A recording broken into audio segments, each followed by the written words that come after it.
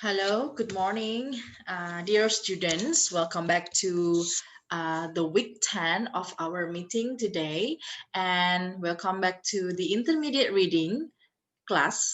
And this is week 10, like I said before, that today we're talking about reading academic vocabulary. So last week we were talking about how to read abstract and then how to make uh, acknowledge about how to know the content of the abstract. And now I would like to focus on the reading academic vocabulary because it is in line with our class in basic writing, because our goal, of course, at the end of the semester, you will have kind of an academic knowledge both in reading and also in writing.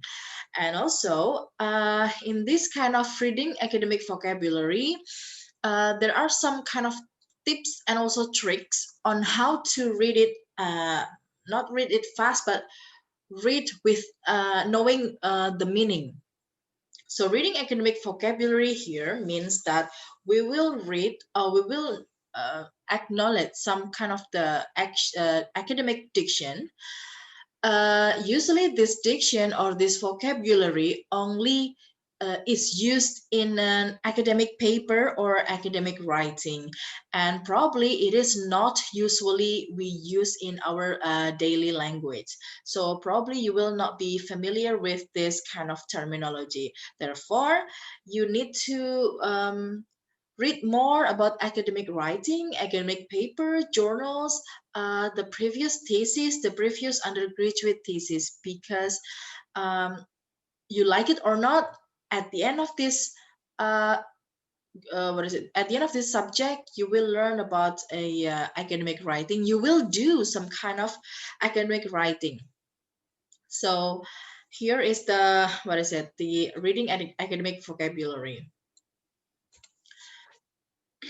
So here, first thing first, I would like to show you how the reading activity uh, progress or process. In here, in this graphic, it can be seen that actually when we start to read, actually we have to get a plan. So it's like planning for reading, establish a purpose. When we want to read, well, especially for academic journal, academic writing, of course, we have to establish a purpose. What is our goal after reading this journal? Something like that. It is, well, of course, this is the same like when you read a novel, you read a poem, you read a short story, for example, you will also uh, try to establish a purpose. After I read this novel, after I read this poem, what will I get? What will I get? And then what is the purpose? Why I should read this one? Of course, as the Sastra English students, probably the very first purpose is because you want to achieve some of the score by because your lecturer asks you to read this novel, for example, and then you read the novel, and the purpose is because the lecturer says so. And the second one is because you are curious about the story, you are curious about the plot, and then some say that this novel consists of post-colonial theory, or some says that this novel consists of orientalism theory, and then you want to find out, is it true, or is there anything to elaborate more about this novel, something like that. So you have something you have knowledge before you read the book. Or um, before you read, usually you will read the synopsis. Well, when you go to the bookstore and then you want to buy the book, usually you will read the cover, the back cover of the book, and then read the synopsis and what is the book all about, because the title will be not enough for you to give you the information about the content of the book. And so after that, because you have a planning, you have the purpose why you want to read the book, you will have you will absorb the knowledge, you will absorb the content of the book quite easily, rather than you only read but your mind is anywhere and everywhere.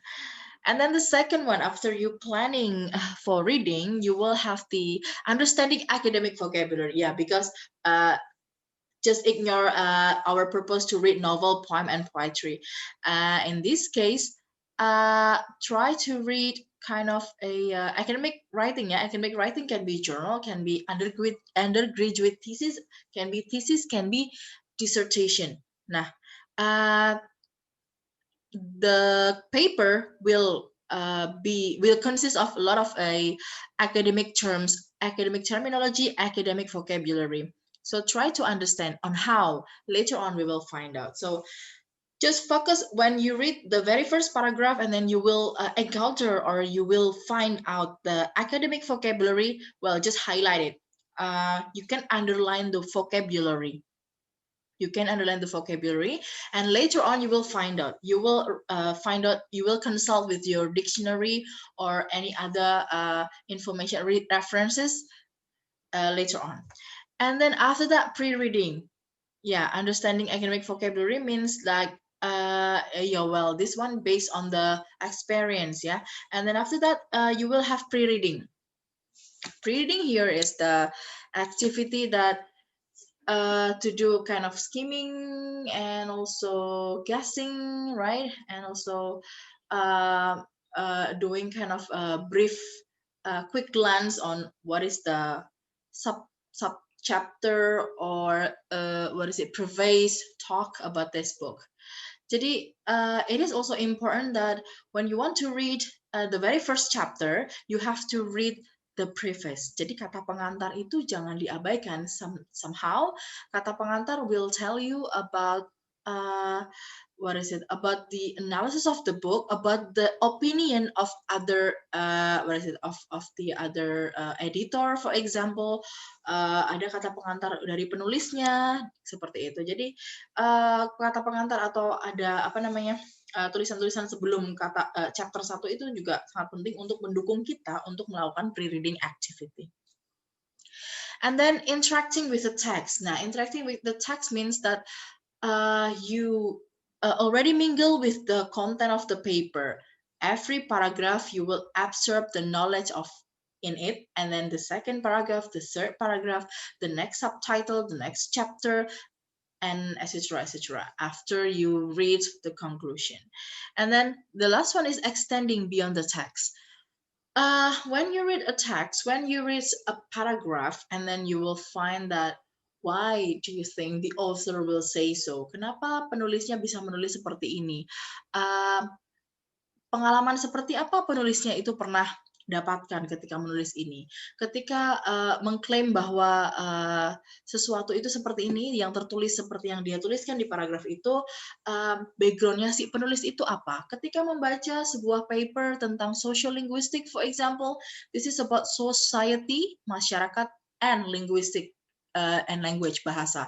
And then kemudian social linguistic di bagian mana? Oh, kemudian mungkin di paper itu menyebutkan social linguistic Bangka, what is it? Bangka Belitung social linguistic. Okay, so we will see that probably the author comes from Bangka Belitung archipelago and then wants to study about the language and the society.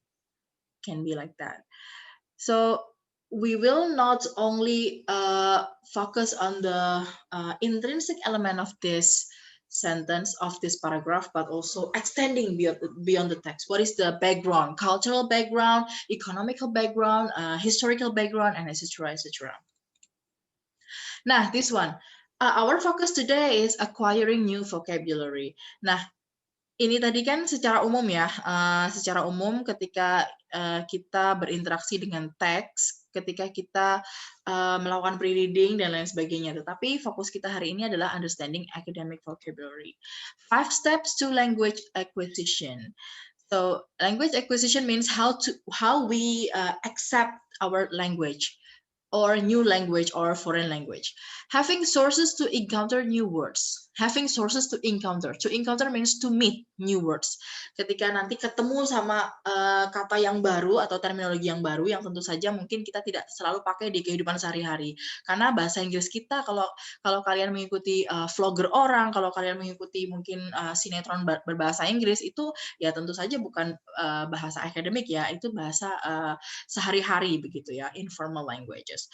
So in paper here it is a bit difficult because they will have lots of academic terminology. Bahkan kalau kita membaca tesis atau skripsi di bahasa Indonesia sekalipun, banyak sekali istilah-istilah di bahasa Indonesia itu yang kemudian dijadikan academic terminology. Jadi memang kita sendiri sebagai pengguna bahasa Indonesia juga mungkin kurang familiar dengan bahasa-bahasa ilmiah. Nah, artinya we have to have the sources. One of them is dictionary. Ya, any dictionary, online or printed dictionary. Kemudian juga dictionary-nya bisa Longman, Merriam-Webster, atau juga Oxford. But in this case, because we learn about English language ya, in this case we will not use Hasan Sadilis dictionary ya. And then getting a clear image or visual. Ya, ini ketika membaca memang imajinasi kita itu harus kuat gitu ya.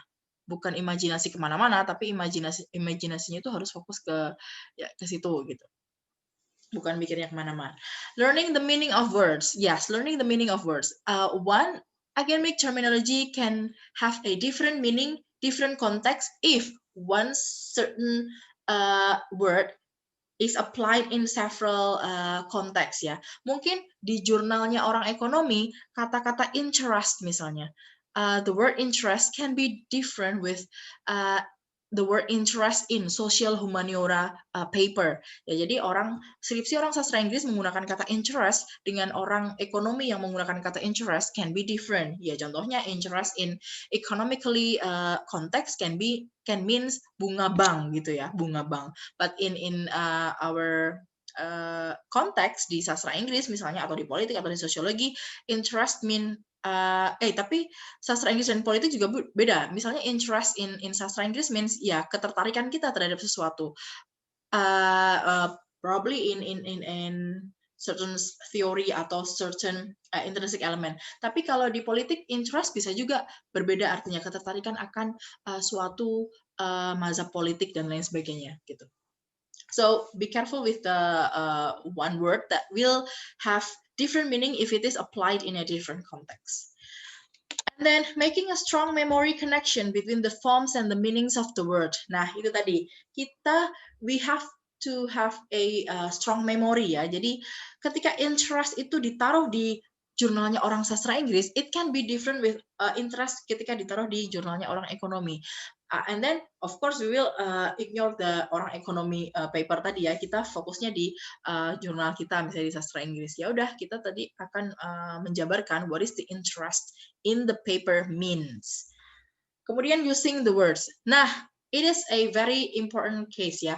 Ketika kalian itu menemukan kata baru begitu ya, ketika itu apakah ada di jurnal, kemudian apakah ada di novel dan lain sebagainya, ketika kalian menemukan kata baru, jangan cuma dibaca, jangan cuma kayak diingat-ingat interest, but then you do not use that term ya. Jadi using the words ini sama seperti ketika kita belajar speaking juga, ketika menggunakan ada kata idiom misalnya, ada kata baru, kita akan kemudian kita akan sampaikan, kita akan aplikasikan ke yang lain. Misalnya dari teman mendapatkan kata humongous.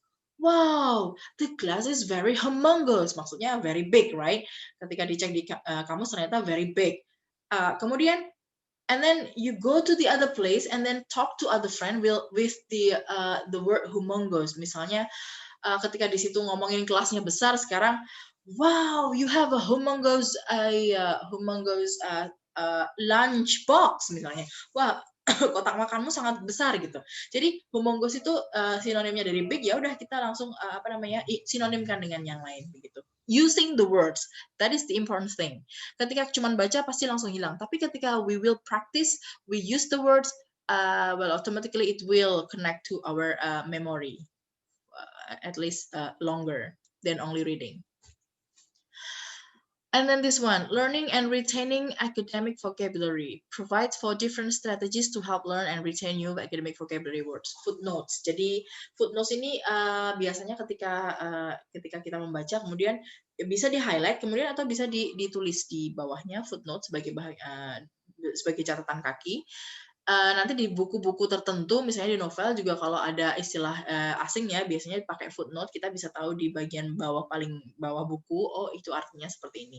And then language journals, well of course you have to read more journals, more academic papers. Flashcards, nah flashcard ini ya seperti kalau kita belajar ada gambar dan juga kartu, ada tulisan seperti mengajar itu ya, flashcard. Kita juga bisa bikin flashcard. Kemudian graphic organizers, ya anything you want to organize the way you know, karena tiap-tiap orang berbeda cara mencatatnya, cara mengingatnya, cara masing-masing cara untuk bisa dapat acquire the new knowledge. Kemudian this one, vocabulary awareness. Jadi di sini kita bisa juga pakai catatan seperti ini. Ketika kita menemukan satu kata ilmiah, kemudian kita tulis aja. Misalnya di situ dijelaskan illness burden. Do you know it? Or seen it? Or no idea?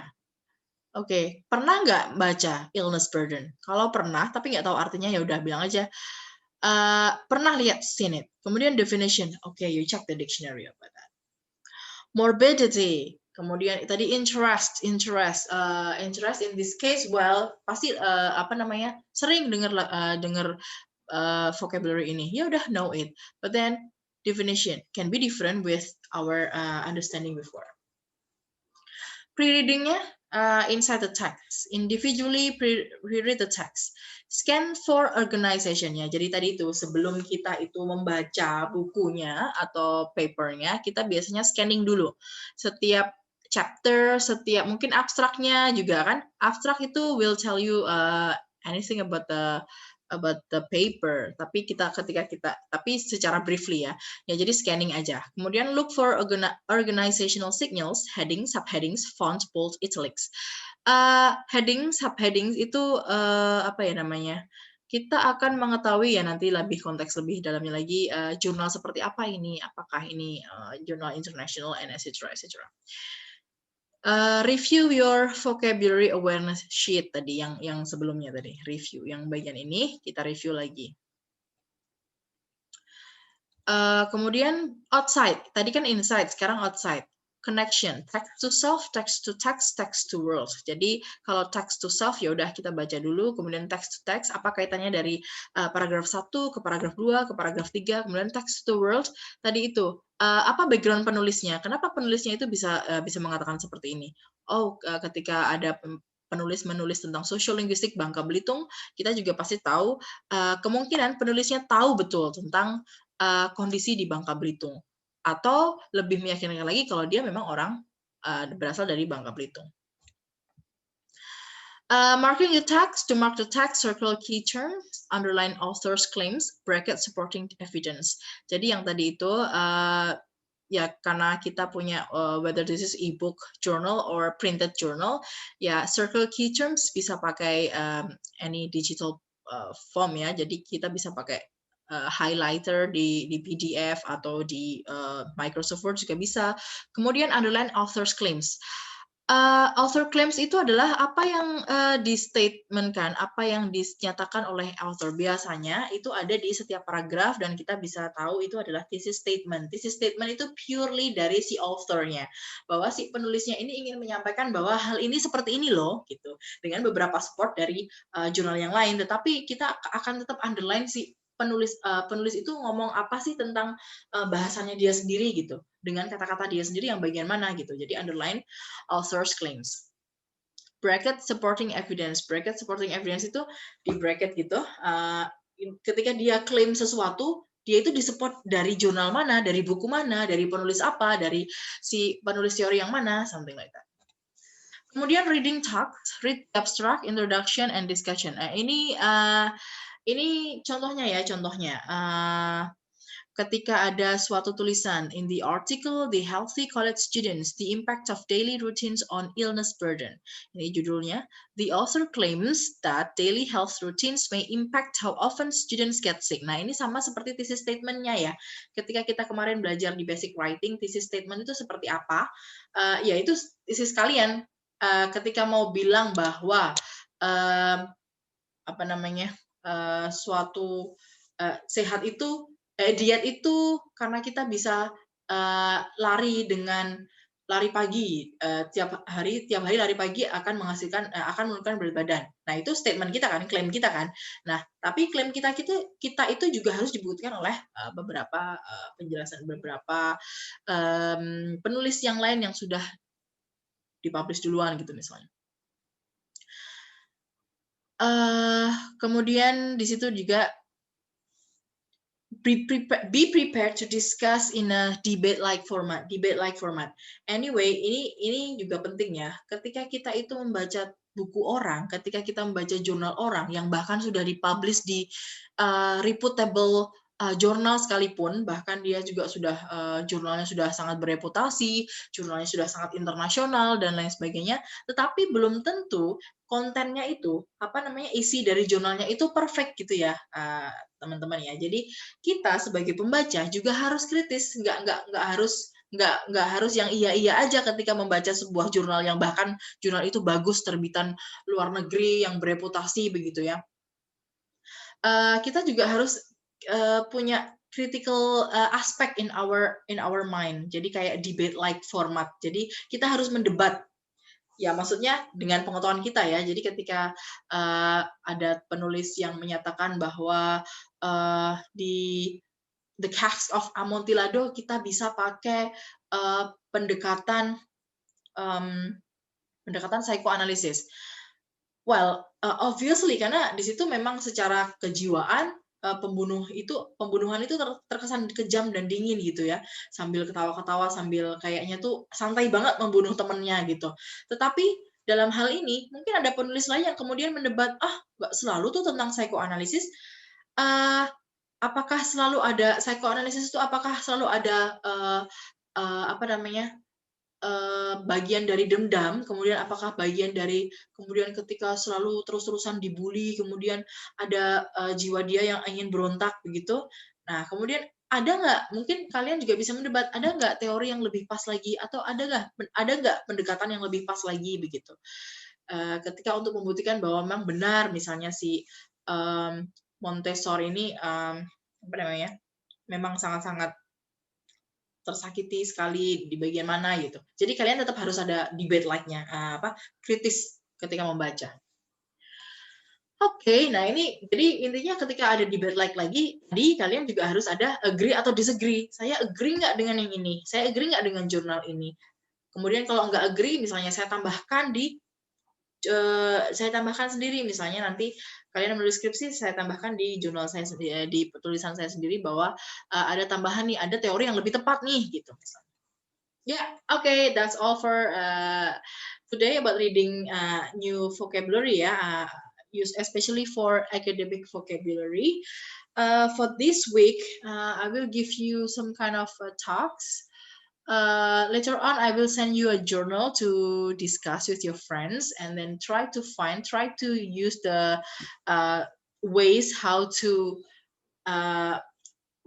acknowledge the new vocabulary, the new academic vocabulary. Mungkin kalian nanti, saya akan kirimkan jurnalnya ke kalian, kemudian kalian akan mencari tahu bagian mana academic terminology yang bisa kalian cari gitu ya definisinya, dan juga supaya kalian juga tahu beberapa ada tambahan vocabulary terutama di bagian academic vocabulary. So that's all for today. Thank you for listening, and see you next week. Bye bye.